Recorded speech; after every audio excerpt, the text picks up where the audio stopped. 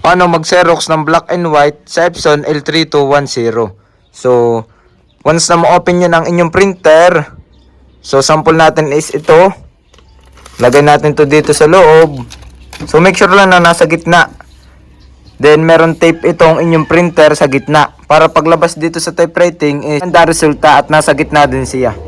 So, yan, kapag nalagay na natin, takpan na natin at pindutan na natin itong meron siyang dalawang option. So ibig sabihin nitong walang kulay dito sa may kulay blue, ibig sabihin nitong walang kulay is black and white, at ito namang may kulay is colored. So try natin is itong black and white. Pindutin lang natin yan ng isa at antayin lang natin siyang mag-print at automatic na siyang lalabas.